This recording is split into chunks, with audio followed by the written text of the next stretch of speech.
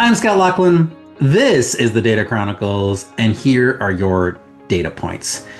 Today, we are discussing changes in privacy, safety, AI, and other related bills in 2025 at the state level. You may remember past episodes on this topic. Every year, right around this time, we find ourselves looking back over the past couple of months and seeing that the state landscape for data related bills has changed significantly, and in some ways, in unexpected ways. And so we've done this now maybe for the past year, but 2 years. And each time I invite my special guest, Harsimar Dhanoa, to the podcast. Harsimar is a friend of the podcast and has been a guest many other times. In his practice, he spends much of his time working on policy issues, including working with clients to be able to track and then be able to engage in public policy debates, in particular at the state level in the United States. Harsimar, welcome back to the podcast. Scott, thanks so much for having me back. There's a lot to talk about here, so happy to jump in. Harsimar, not to bury the lead, one of the things that was different about 2025 was that we did not see a comprehensive, universal state privacy law go into effect, or I should say, be enacted by a legislature. We've seen them go into effect, but not a new one be enacted in this state legislative season. And that is actually different than what we have seen in 2024 and 2023, and going all the way back to when the CCPA was first introduced. So that's different, but that is also not the case that there were no privacy laws that were passed by US states over this legislative season. So let's start there. What did we see on privacy policy development in this season? So I would say there are two main buckets. The first one is around some of the comprehensive privacy laws. Like you mentioned, we didn't see a new state join the fray, but what we did see was in a couple of states, Connecticut and Montana in particular, legislatures actually taking a look at the landscape and saying, there are changes that we actually want to put into effect that we think this other state has got it right. And so we started to see amendments that actually take existing frameworks and start to tweak them, I would say at the edges, but for some clients, it's going to be, particularly important. One thing that comes to mind is Connecticut used to have a entity-wide exception if you were subject to the GLBA, so you were a financial institution. They've now revised that to say that it's specific to the types of data that is covered by the GLBA. And so those are the types of things that will really sort of take an existing compliance program and really force you to think, okay, do I need to do something different? Or, can we still go sailing forward as we were before? The other big bucket is around health privacy. And so the two main states here were Virginia and New York. In New York, we had sort of a very extensive health privacy bill that really went past what Washington had previously, that passed through the legislature. That one is still in somewhat of a holding pattern. It's still with the governor for signature. And typically with these types of bills, there is a process for Governor Hochul to actually send chapter amendments back. So we may see further changes, but it's not quite clear there. The really big one is around Virginia, which the law is in some ways narrower because it focuses on reproductive and sexual health type information, but it requires consent and includes a private right of action. And so it really raises the temperature if there's any risk that, you as a company may be collecting data that's even adjacent, because plaintiffs may be looking for really any blood in the water that they can find. And Harsimar, it's really good overview. And I'm just interested in your perspective about how some of the political themes that we've seen over the course of the past year, 6 months, in terms of the Trump administration and its influence in setting policy mandates. And in particular, perhaps what we're seeing is this tension between what are we doing between innovation and regulation. And we're seeing that as being a broad policy issue in a number of different areas, including on things relating to AI, which I hope to get to in a moment. And we're also seeing, frankly, that the Europeans are struggling with this same issue, whereas the Europeans have had a robust regulatory apparatus, and but they are seeing that the tech sector there, frankly, is not thriving. And is there a reason or correlation between the two of them, which the Trump administration would say for sure the way that you can be able to emphasize innovation is through deregulation. So we didn't see any comprehensive privacy bills. Do you see that that debate is the reason why? Or are we seeing is that, some states are looking at this and saying, hey, it's not, we don't want to, in our state at least, to balance things in a way that's going to result in blocking new innovation, especially when that innovation depends on the processing of personal data? Or are we seeing different reasons why new states are not being added to that list of states with comprehensive privacy bills? So, Scott, it's a great question. And I don't know that state legislatures are necessarily thinking about this in terms of innovation alone, but that definitely is a key factor. In particular, there's enough variation in the landscape of these comprehensive privacy laws that now lawmakers are not just thinking about, okay, how do I draft this from scratch, but which option do I choose? And this is one, in particular, Maine comes to mind, where they're trying to think through what should the data minimization standard be. The traditional sort of line across the landscape so far has been, as long as you tell individuals what purposes you're going to use the data for, you can use the data if it's reasonably necessary and compatible with those purposes. But we started to see Maryland tip the line to say, no, it needs to be really necessary and compatible with providing the product and service specifically. And so now states are really struggling with these kinds of options to say, okay, we've got, the menu of options. Which ones do we want to choose? Will some of those have an impact on innovation or the ability for certain industries to support themselves, particularly on the data minimization one? There's this real question around, if we take the standard, how is that going to impact the ability for services that rely on targeted ads to subsidize or provide their services for free to be able to continue doing so? And how might that impact, the individual state's market? Yeah, that's really interesting. I guess maybe thought another way is you emphasized that, listen, we don't have a comprehensive one, but we had all of these kind of smaller focused ones, in particular for health. You mentioned, the New York bill, the New Virginia law. And I think that's really a continuation on a theme because, one of the things that we have long seen is that the United States, while maybe reticent to create big, broad, forward thinking, proactive policy changes in uses of data, with respect to sensitive data, they've been at the game of regulating sensitive data for a very long time. I think new people to this sector may look at it and say, oh, well, okay, we now have Washington and we now have Connecticut and we have Nevada, and all of whom have passed kind of health specific laws. And we're seeing, some laws pop up that are specific to reproduction. And I think what's missed in that for folks who have not been at it for a long period of time is to realize that those set of laws sit on a body of, frankly, hundreds of sensitive data laws that have been on the books for a very long period of time. For example, there are specific laws that relate to the uses of HIV data or hepatitis data or STD information or pregnancy information or information relating to the uses of contraceptives. It is a robust and long, going back decades of things. And so when the topic of the conversation was focused on HIV and treatment of individuals with HIV and prejudice against individuals with HIV, the states were enacting HIV specific laws. And so we see at this moment where there's a lot of focus on reproductive rights, lots of focus on areas where there could be levels of criminality for engage in different types of abortion or family planning activities.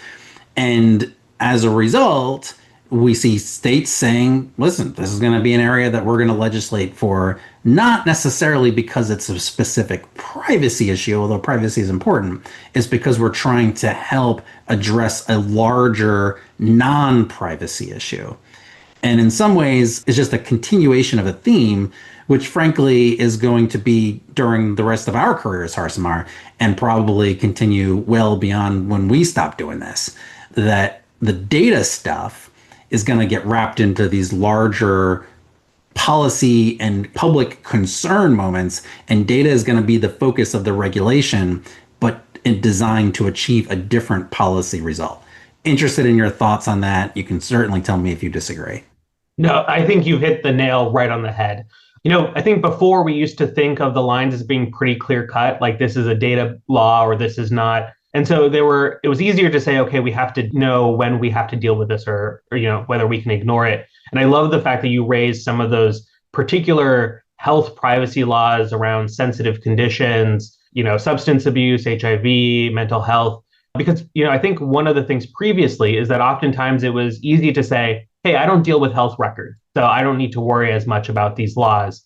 But because we're seeing this, the different threads coming together, it may be a law that says, okay, we're focusing on reproductive and sexual health privacy. But when you look at the specific definitions, you start to realize like, oh, okay, this may actually be broader and pull me in ways that I didn't originally anticipate.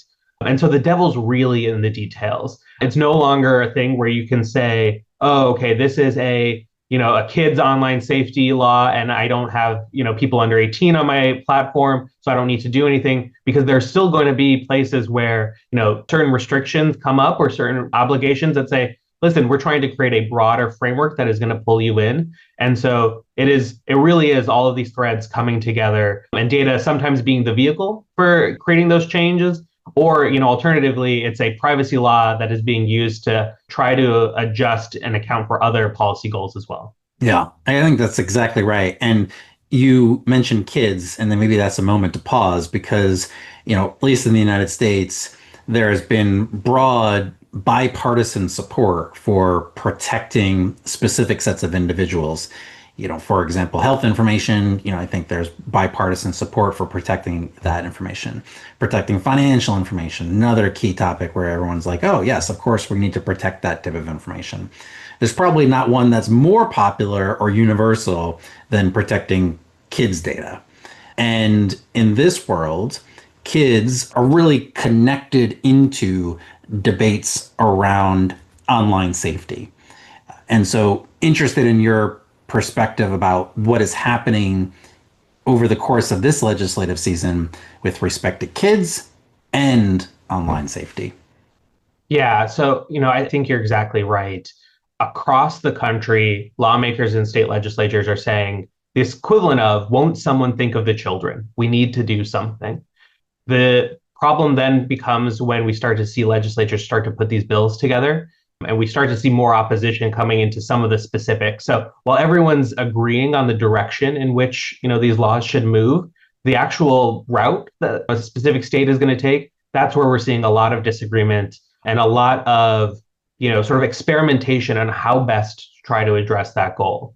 Earlier, you mentioned sort of the interplay between federal policy and state policy. And this is one where even in Congress, there's been, strong motivation to try to do something about kids' online safety and kids' privacy. We had COPPA 2.0, which would have extended, protections from beyond just people under 13 to people between 13 and 17. You had the Kids Online Safety Act, which was just reintroduced again. But in the face of not a lot of movement at the federal level, states have actually stepped in and said, you know what, some of these proposals are good. We're actually going to adopt them ourselves to try to short circuit some of the conversation around what the best path forward is.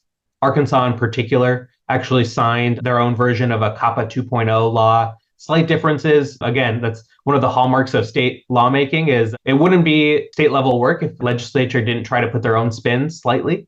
But that is one of the main areas. The other two that have really come up have been these age appropriate design codes. We had one in California that actually was fully enjoined earlier this year, another in Maryland that I believe is being challenged. And now Vermont and Nebraska have joined the fray, really trying to change, who might be subject to it, what some of those obligations might be, again, to try to get at figuring out what combination of scoping and substantive obligations will actually let the states move forward with something that will both pass constitutional muster, but actually protect kids. Yeah, and maybe if I thinking about this, the kids' data, the online safety, the set of issues probably going to continue to be a focus of 2026 and beyond. And on a similar theme is artificial intelligence. I mean, there's probably, it's amazing that we're what, 20 minutes into this podcast and we haven't focused on AI yet. It seems like you can't have a phone call right now with, where AI is not introduced, at least by minute seven. So, AI. We have seen a kind of a unique moment for AI, frankly, in AI legislation in the United States, because the federal government, it says, hey, we are going to put in a moratorium on states enacting their version of AI bills. And that was included within the House passed budget reconciliation bill. That I think was kind of an innovative way of trying to approach a state AI policymaking. Once that started to get attention, including from House Republicans who, are more versed in saying that states should have latitude in what it is that they do, or saying, hey, we didn't even know that provision was in the bill. If I knew it was there, I wasn't going to vote for it. Unclear that that will survive the Senate, but it does kind of really put a spotlight on AI state level policymaking. So, where do we stand with states engaging with this issue and importantly, coming out with how they would balance the need for AI innovation with the responsible and important uses of that data to manage really important risks that may come out of AI use and development? Yeah, this is one where the innovation versus protectionism or consumer protection type discussion is one that really is probably most salient. And there are really, I would say, two main approaches that we've largely seen. One is very light touch, the type of law where, a state says, listen, if you are going to have a chatbot, you cannot misrepresent that the person is interacting with a machine. They need to know it's not a human at the other end. If the your chatbot says, hey, you can use your frequent flyer miles and get this flight for this thing, or there's no problem if you cancel, you'll get a full refund. Things like, well, okay, you can't use a defense to say it's not me, it was my AI that did it. So that's at one end, really targeted sort of types of bills. And then on the other, we have seen a couple of states that have tried to explore something similar to what Colorado did and what the EU has done with the AI Act. These really sweeping proposals that focus on high risk applications in particular. What's interesting is that realistically, they haven't panned out in the way that I think some advocates have thought that they would have. The two that come to mind are Virginia and Texas. And in Virginia, it was a law that started out somewhat similar to Colorado's framing, which generally speaking, folks have considered, pretty intensive. And over time, it was actually amended to slightly make it more innovation friendly. And even then, it was the type of bill where both sides were not happy entirely. The industry had thought that it didn't do enough to protect innovation. Advocates thought it didn't do enough to protect consumers. And even then, the governor said, okay, I'm not going to sign this bill. Texas actually was able to sign an AI Act, but it's a pretty substantive departure from all the other ones. It started out very similar to Colorado, and then as time progressed, was revised. So now, the obligations, particularly for private sector companies, they're somewhat broader in that they're not focused on high risk systems, but they prohibit things like intentionally creating a system that will discriminate against someone, or creating a system with the intent to infringe on people's constitutional rights. Things where they're really trying to key in on, listen, we want to make sure that if you're intending to do these harms, that is where we're going to say, okay, that crosses the line. But, in the cases of most companies, the concern is, okay, what if that happens unintentionally, right? Or it's a latent sort of effect that we weren't able to fully predict. That I think is what advocates have been really concerned about. And Texas in particular said, that is going to be not really in scope here. It's more about what you intended to do. Yeah, really interesting. I mean, that breakdown of like, well, what is it? What's intentionality? Kind of what is it? What is knowingly? What is should have knowing?